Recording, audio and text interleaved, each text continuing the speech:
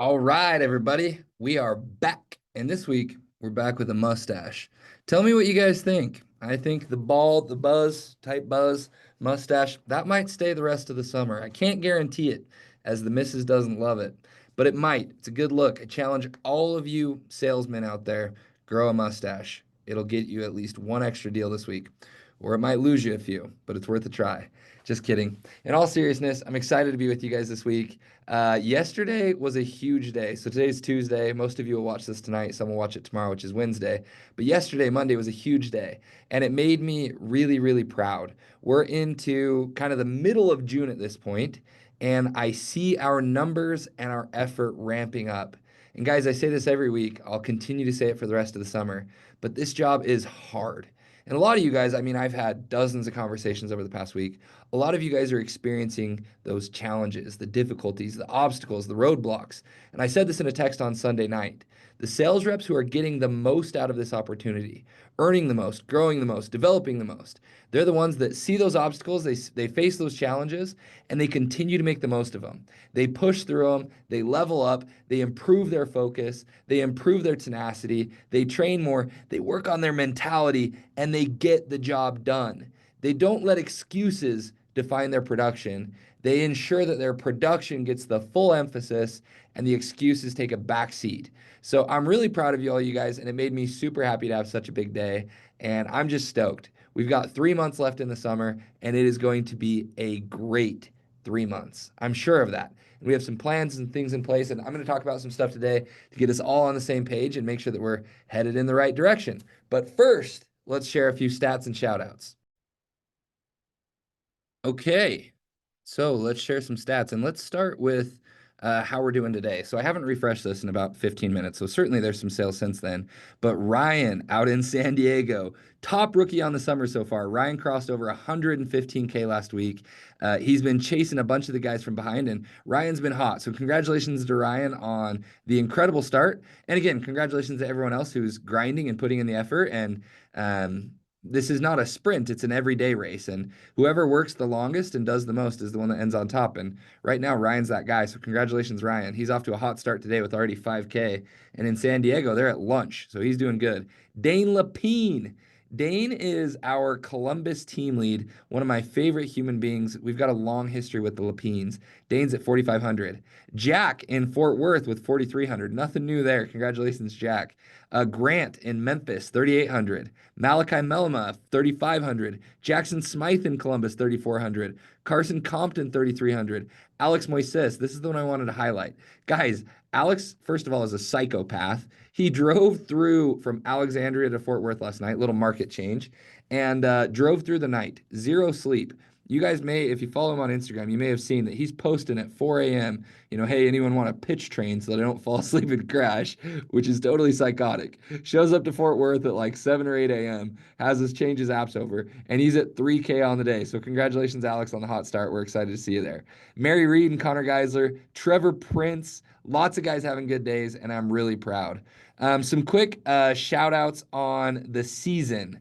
Downline totals, Mark Wilmore Group, the champions as he calls them, 6.8 million. Ryan's group, almost 5 million. Andrew's group, 3.7 million. McKenna Hall's at 2.3 million. Colby Markowski approaching 2 million. Aiden Parent, 1.75 million.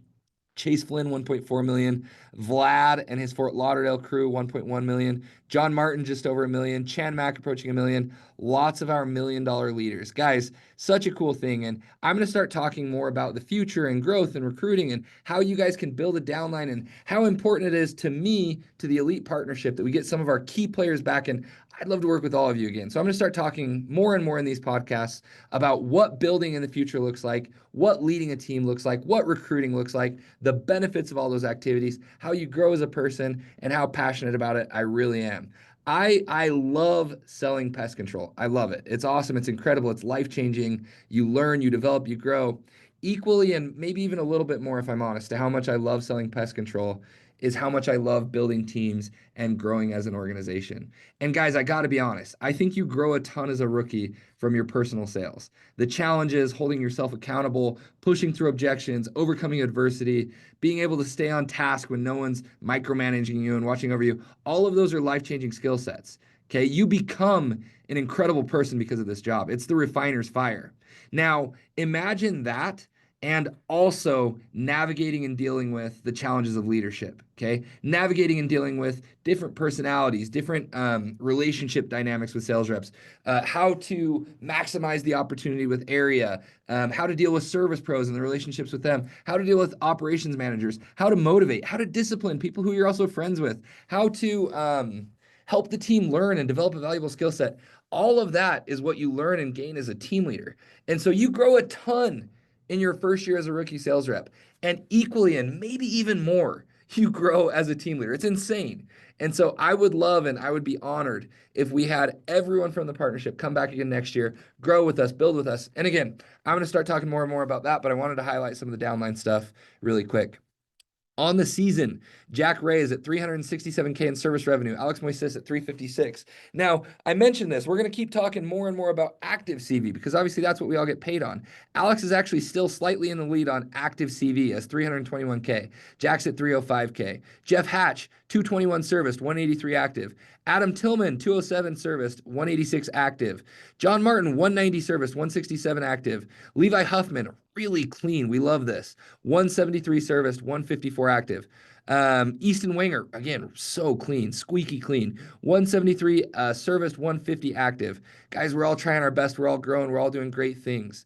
Top rookies, Ryan, 114 serviced, 106 active. Absolutely monstrous. Adrian in Tulsa, just moved to Tulsa. 108 serviced, 101 active. Presley, 99 serviced, 89 active. Ismael, super squeaky clean, 94 serviced, 91 active.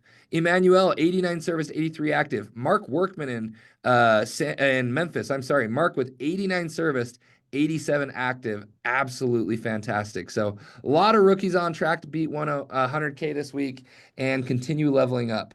Top teams last week. San Diego was our top team with 159 serviced. Chicago came in at number 2 and 143. Columbus number 3 at 136. Alexandria number 4 at 114. San Antonio at 110. St. Louis at 100. Same day percentages, I've seen these go up over the last few weeks. We got to keep pushing same days. Guys, I want you to be hounding your team leader every day. How can we get more same days? How can we get more same days? They're going to strategize with you guys and say, okay, we got to do better at filling the morning spots, keeping those afternoons open. We got to improve our sales to service ratio. By and large, we're doing awesome. Okay. Chicago calling out you guys softly, 78%. We got to get that up. Columbus at a 93%. That's absolutely insane. Congratulations, Columbus. Alexandria at 92%. Insane. Fort Lauderdale, I believe that's Fort Lauderdale 2. Vlad's team at 95.1%. Insane. Lots of good things, okay? Memphis at a 97%. Man, that's almost perfect. 12-month percentage. Reminder, I remind you guys every week of this. Slight deduction on the 12 months, giant bonus on the 24 months. 11% deduction on the 12 months, 14% bonus on the 24 months. Maximize those 24 months. We had San Diego with 67%. They're setting themselves up for some giant residuals. We had Kansas City 1 at 74%. That's the Riley Woods team. Congratulations, Riley and E-Man and you guys. Tulsa with 69%. Lots to be proud of there. ACV. Okay, I got to call us out a little bit on ACV. We were the partnership with the lowest contract value last week, and it wasn't by much. We were at like a 940 overall, but we can and should do better. So I want to challenge everyone. Pitch just $5 more, $10 more on those monthly visits this week. Start just a little bit higher. The trick, and what a novel idea here, but the trick to selling big contract values is is starting out at a higher number and not dropping all the way to the floor right away. Okay, maximize the contract value on those new move-ins, on the switchovers that hate their current company, on anyone that you possibly can. Start out higher. You can always price drop all the way down, but start higher and be a little bit more stubborn with those price drops. When I visited the Fort Lauderdale team this last week, one of the things that I talked about with them, because contract value is something that they want to work on, is, hey, always do 2 service aces followed by a price drop. 2 service aces followed by a price drop. I've been doing a ton of pitch critiques, and I'm happy to do more, so send me a pitch. But a lot of you guys are going straight to price drop, price drop, price drop. And you don't want to do that because, first, it devalues the service. Second, it's not as like dramatic or compelling to the customer. Like if you just go price drop, price drop, price drop, it kind of loses some weight. But if you build value, add on to the service, and then throw in a big price drop for them, it's going to really tip the scales and it means more to them. And that's how you'll get some of those tougher sales. So always go service, price drop. Now, Top reps on the week. We had Jack with 52K serviced. Insane. Alex Moises, 27K. Ryan, rookie, 21K. Jackson Smythe, rookie, 19K. Justin Rosier, I always say that wrong. Hope I said it right, J-Town, one of my homies. 18K. Massive. Bo Compton, 16K. Mark Workman, rookie, 16K. Adam Tillman, 15K. Dane Lapine, 15K. John Martin, 15K. Chan Mack, 15K. Chan Mack flew next to my dad. So I know he had a little bit of a short week because Chan Mack flew next to my dad Monday morning. What a crazy small world. Top rookies. I already said a few of them because they're working to the top of the leaderboard. Ryan, 21K. Jackson Smythe, 19K. Bo Compton, 16K. Mark Workman, almost 16K. Tristan Clowers in San Diego, 14K. Mason Healy in South Bend, 13.8K. Huge. Ismael, 12.6K. Brody Stagner in St. Louis, 12.5K. Skylar Crowther, this guy, if you haven't, a lot of you will meet him at Welcome Home. He can bench a truck, 11.6K. Emmanuel Aragon, 10.5K. Daniel Osorio at 10.4K. And Adrian Nunez, who also broke 100K last week, had a massive 9K day, just getting started in Tulsa with a 9,300 week. Lots to be proud of here. One thing I want to highlight, and I should have talked about this with our top reps too, but Call Pilot, okay? Our completion percentage was pretty good as a partnership. As a partnership, we were at like 56%, which isn't bad. Okay, that means on average, we're where we need to be. Now, when I look at the stats and I dive into what each rep is doing, and again, I sent these out, so make sure that you look at it. We've got reps like Jack, who did 70%, Alex Moises, who did 84%, Jackson Smythe, who did 100%, Mark Workman, who did 100%. And then we've got reps, and hey, this is a little soft call out. Ryan, I can't sing your praises on every single thing, who did 0%. And so, guys, keep in mind that Call Pilot, again, the penalty, it's negligent. Okay. It doesn't, that's negligent is not the right word. It's a non-factor. It's negligible. Is that the word? It's not much. Okay. $5, $10. It's not much. If you have a small percentage, it's going to be $5 on a lot of them. If you have none, it's going to be $10 on some of them and $5 on others. It's not a lot. That said, the penalty is in place to inspire us to utilize Call Pilot because it is an absolute game changer when it comes to service to sales ratio. Over here, if you scroll over, we actually have a Call Pilot sales to service ratio, and every single one of our sales reps who does Call Pilot at a high percentage has a better sales to service ratio than those who do not. An example of that, Ryan, you're getting just a little call out here. Ryan had an 87% sales to service ratio, which is absolutely insane. Really good, even without Call Pilot. However, Jackson Smythe, who did 100% Call Pilot on all of his accounts, had a 100% sales to service ratio. Okay. On average, Call Pilot improves sales to service ratio by about 12%. So if I'm you guys, I'm utilizing Call Pilot as frequently as I possibly can. And certainly never lose a sale because of Call Pilot. If the customer's going to be skittish because of it, if they're old and it freaks them out, if you feel uneasy about it, certainly don't do it. But it is something that we should practice. It's something that we should develop. It's something that we should get better at because I do really believe in it. I think it's really important and it will definitely, definitely help us. Now, I got to shout out some effort stats here. And I got to give it up to Jack Ray. A lot of you guys have reached out to me and you're like, hey, how's he doing it? What's the secret? Obviously, Jack has just gotten really, really good at this job. He's done 150K in the last 3 weeks. However, one of the biggest secrets, and it's not so much a secret, it is his effort. So a lot of you guys are just listening to this. You probably can't see it. But Jack, his average first knock last week was 9:25 a.m. His average last knock was 9:07 p.m. He had 9,300 in CV after 8 p.m. That's more than most of you did on the week. And Jack did that after 8 p.m. Guys, he is knocking a 12-hour day with a very short break in the middle for food. I don't even know if he goes to lunch because he's kind of running the show out there and just ripping and gripping as much as he possibly can. There is no secret beyond hard work. Okay, you can always train, you can always improve. I've had this conversation with a lot of you over the last week. Certainly keep training, certainly keep improving. But at the end of the day, working more hours, knocking more doors, being more focused, locking in, and pushing yourself harder makes all the difference. And Jack, thank you, Jack, for being an incredible example of that and working nearly a 12-hour shift, a 9:25 a.m. average start time, and a 9:07 p.m. average end time. Alex Moises, who was number 2, 9:30 p.m. average last knock. Jackson Smythe, our number 2 rookie, 9:31 p.m. average last knock. Bo Compton, 9:18 p.m., average last knock. Tanner Larson in Columbus, 9:29 p.m., average last knock. Guys, it just takes effort. So proud of so many things. We did a lot right last week, and it got me excited because I think we're going to keep ramping up, keep making improvements, keep growing, keep developing, keep getting even better. And if we can get this effort thing unlocked too, and I can get all of you to just believe me, just buy in, just do a little bit more. The sky's the limit. Anything is possible. We can have everything that we want. A lot of you guys have seen my quote. I'm a big quote guy. I'm a big philosophy guy. I love thinking about sayings and things that mean a lot to me. And I've done so many of these podcasts. I think this is number 13, and I try and have a theme to each one. We've talked about the inches. We've talked about the decisions you make, build up, tear down, feel good, feel bad, win or lose. We've talked about how in life there's no finish line. There's only checkpoints. We've talked about, I've talked about a lot of stuff. One thing that I've been thinking about a lot lately, and I've shared this with a few of you in my calls in the last week, you can have everything that you want in life. I really believe that. You can have everything that you want. You can have the car, you can have the house, you can have the investment properties, you can have the trips, the travel, the beautiful significant other, the kids, the meaningful deep connection and spirituality. You can have the vacation, you can have the time off, the relaxation, the learning, the knowledge, the growth. You can have everything that you want in life. I really believe that.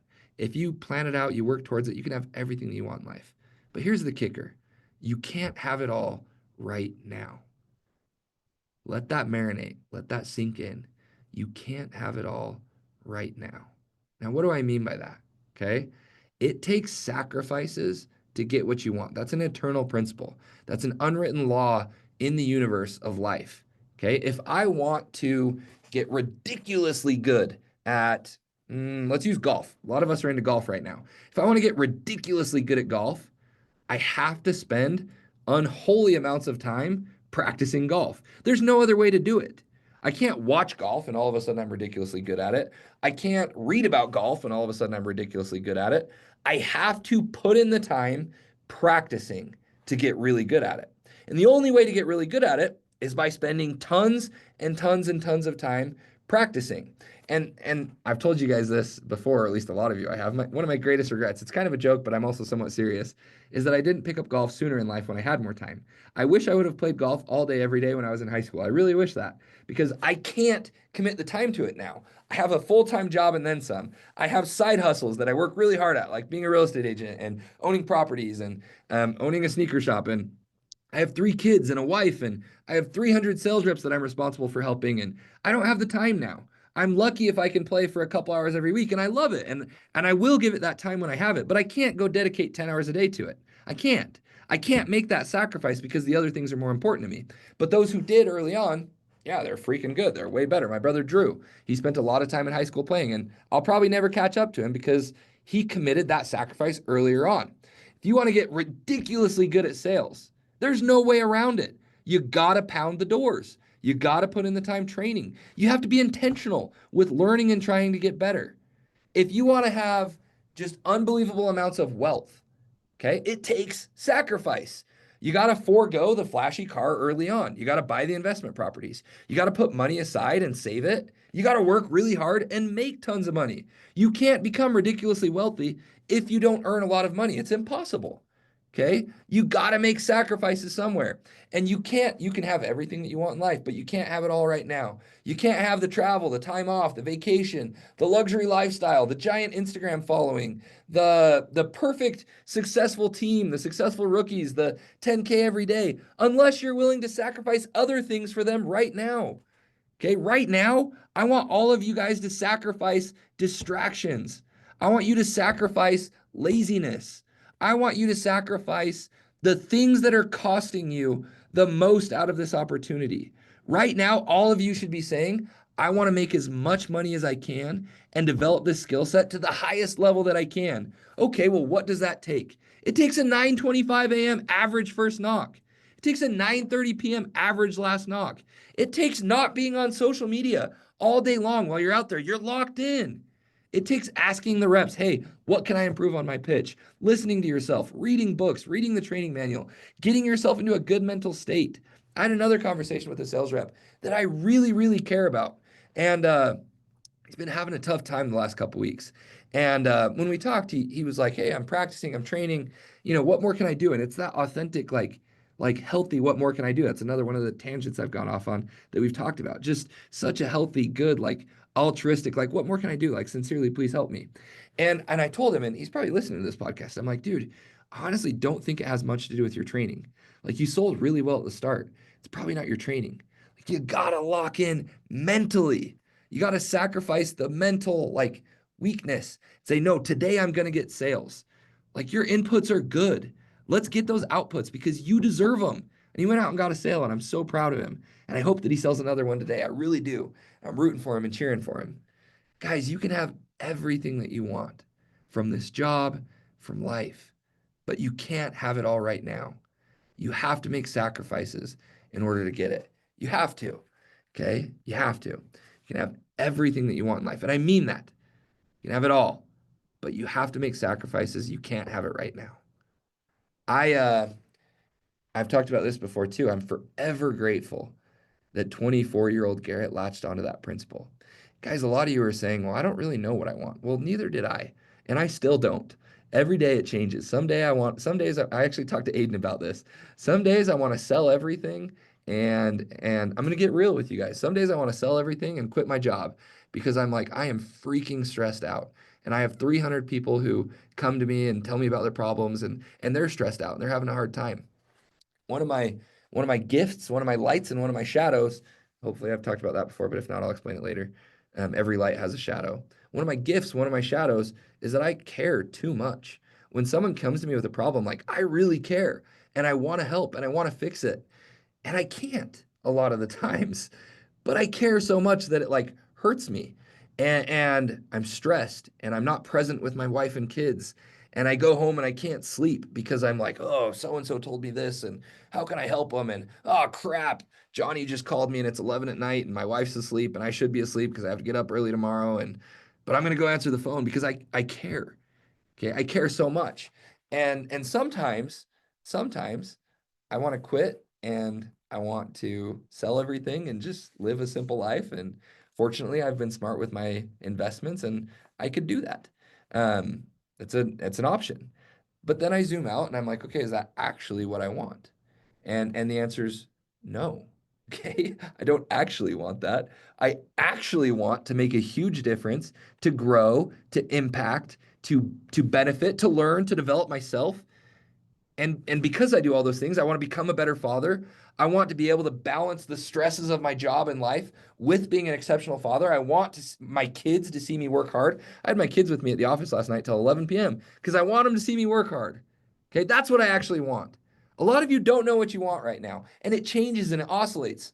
I talked about that with Aiden. Some days he wants to blow up and take over the world, and other days he has that same, devil on his shoulder that's like, dude, do you really want this? I think a lot of you guys, a lot of us probably experience that. Okay. In your moments of clarity, write down what you want. Um, have some of those inner conversations, and I don't know if talk to yourself is the right word, but meditate on it, think about it, talk to people you care about, outline what you want. I outlined what I want a dozen different times in my life. Most of those outlines didn't envision me being a regional manager until I was in my mid 30s, and who knows.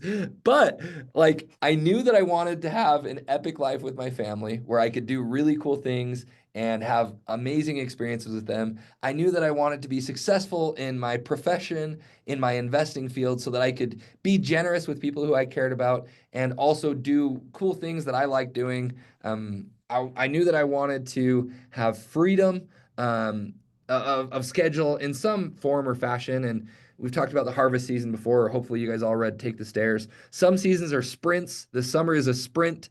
Okay, you don't get the epic vacation during the summer, but man, a lot of you guys are going to be in Japan after the summer, in Dubai after the summer, in Hawaii, in Mexico, in all kinds of cool places.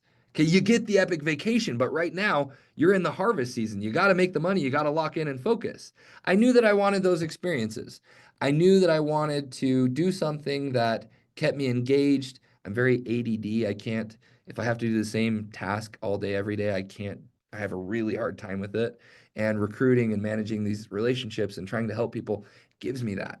And so I just, every day, what I want changes, but also I kind of know what I want at the end of the road. And this job helps me get there. And I want to lock in. I want to be better. I want to improve. I want all those things. And I know what it takes right now. And I'm going to keep doing it. And I hope and I pray and I beg each of you to do that with me. And I want each of you to be bought into that principle and locked in on your goals. And guys, the summer is short. I mean, golly, we're in June 10th. A month goes by, it's July 10th. Another month goes by, it's August 10th. The summer's almost over. Postseason, okay, some of you are going to get to knock in September. You got to hit your goals. You got to work hard now. You got to earn September. September's awesome. All the revenue that you sell counts towards your benchmark. All the revenues that you sell, obviously, you're getting paid quick on it. Like, it's a good month. The bugs are out. It's a good month. But you got to earn September. You got to work hard now to get there. You got to push now to get there. The summer is unbelievably short. And you guys will hear that and you're like, it's never ending. No, it does end. And when it ends, you're going to wish that you could go out and make $500 in a day, make $1,000 in a day, make an upfront check that's $1,000, $2,000, $500 even. You're going to wish that you could go do that again right then because it's an unreal opportunity. And the money, the opportunity, the growth, the development, it means a lot. We all signed up for it. Okay, we all agreed to this. We chose this life. So don't waste, don't depreciate this opportunity. Recognize that this opportunity, done the right way, will give you everything that you want. You can have all of it, but you can't have it right now. Okay, that's my motivation, my hype, my belief, my habits training for the day. And now I want to talk about something that I'm also going to start talking more about as we get deeper into the summer, and that is real estate. And so just been working on this today and off and on over the last 2 months. This is a property here in Idaho Falls. And you guys can see this. It started out with a purchase price of $1.2 million. It's been on the market for 190 days. So it's definitely not worth 1.2 million. They're down on the list price to 1.1 million. And I've actually negotiated really hard with them. I had him under contract for Chandler Smith at one point at 1.05 million. And then he ended up backing out over some inspection items. And I'll talk about that in just a second. But again, just a little segue here. I want all of you guys to learn about real estate. So this is me just very quickly giving you the bird's eye view of what I look at in a property and what a property can do and what it can mean. And I'm going to do more of these calls. And Mitch and Fry and I actually started a free group, and we haven't done anything on it because the summer's been too busy, but we'll ramp that back up. Anyways, we'll start doing lots more real estate calls and conversations. I'm just talking to you about one deal because I thought it would be interesting to a lot of you guys, and I thought it would give you vision. Okay, so I had him under contract at 1.05 million. Now, the issue with this property is, one, the listing agent, he's a nice guy, but kind of sucks. He did not take great pictures, and there's not much information on it. It's 8 units. Each unit is 2 beds, 1 bath. So each of these is a 2-bed, 1-bath unit. And then down here, there's 2-bed, 1-bath units. And back here, you can't even really see it, but there's another house. And the house is trashed, and the units are all in pretty good shape, but the house is absolutely trashed. So it needs fully redone. And then off to the side even more, let's see, can I exit out of this? Off to the side even more, there's another like acre, 1.5 acres that's been approved for building an additional 35 units. Now, the issue and the reason that no one's bought this property is because there's a road right out here, okay? And before you can develop this other acre property, this road has to be fixed up. And the city is enforcing, they've kind of placed like a stop build on anyone who tries to develop this land. And it's going to cost probably $200,000 to fix that road. And so all of a sudden, people look at this property and they're like, oh, it's an okay deal for the 8-plex. It's got that weird house that really needs fixed up or demolished. And then it's got this land, but the land's not really worth anything because you can't build on it because of this road issue. Now, I've been thinking and doing research, and I've talked to several people at the city. There's 90 acres all around this. And turns out that 90 acres also cannot be developed until that road is fixed. And so I'm seriously considering putting an offer in on this property. And this is one that I bought a lot of real estate and I'm cash poor right now. So this is one that I could not pull off myself. And I would love to bring in a few investors from our partnership and probably, I don't know. I need to brainstorm the plan more, but I'd love to pull in a few investors to invest with me on it. I can get them down closer to a $1 million purchase price, and then we would buy this unit. We would fix up the house. We would renovate the house. It's probably going to cost 75 grand. Renovate the house, rent out the house, and then we would just sit on this land until someone else buys the 90 acres around this unit. And when they buy the 90 acres around this unit, they're going to want to develop them, and they can't until the road gets fixed. So we would kind of just sit on it. But this is a good property. This is something to get excited about. But guys, investing in real estate takes money. The down payment on this property is going to be $300,000, or if we do an interest-free loan or an interest-only loan, which is a cool option, $400,000. It takes a lot of money. Okay, you're not pulling this one off with a $35,000 down payment. I wish it were possible. I would have bought it a month ago.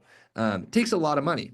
And so I want you guys focused on working hard, because the money that you make now can turn into way more money. The money that you make in your early 20s is worth twice as much as the money that you make in your early 30s. The money that you make in your early 30s is worth twice as much as the money that you make in your early 40s. Because if you invest it and you utilize it the right way, it doubles, it triples, it quadruples. And I've seen that happen. The investments that I made at 25 are worth twice as much now as the investments that I made last year. It's unbelievable. So take me serious on this.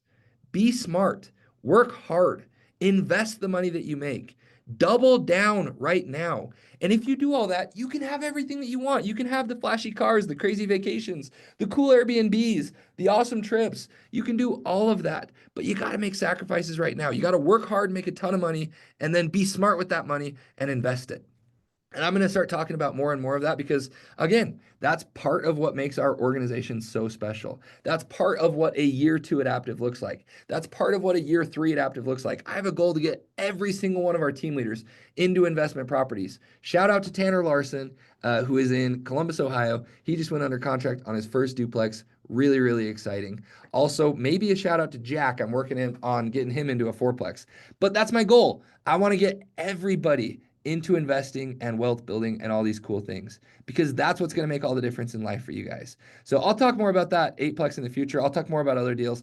I'll start teaching you guys more about real estate. I'll start talking about the future of Aptiv. All those things are going to get wrapped into these calls. But for now, everyone, the takeaway, the thing that I have to ask you guys to remember is please work a little bit harder today than you did yesterday. Please work a little bit harder tomorrow than you did the day before that, because every day is a chance to be successful. And this job will give you everything. This job can give you everything. You just got to make sacrifices now. You got to lock in now. Guys, don't walk away from the door on the first smoke screen. I've been doing some pitch critiques, and that's one of the biggest things that I hear. Guys aren't persistent enough. Push through 2 smoke screens, 3 smoke screens. Close, close, close. Add value, close. Get better at this job. The Jacks, the Alexes, the Jeff Hatches, the Ryans, the Adam Tillmans, they're not good by good luck. They're good because they've developed the skill set. They've figured it out. So emulate what they're doing, improve, and complement that with your effort. Sky's the limit. I love you guys. I hope this has been a good podcast for you. I sincerely appreciate everyone on the team. I care a lot. I'm in the trenches with you guys. I want the best for all of us. So please work hard today. Please work hard tomorrow. Please be all in. Please be a part of Elite. Please grow with us. Let's take over the world. Let's get after it. Much love.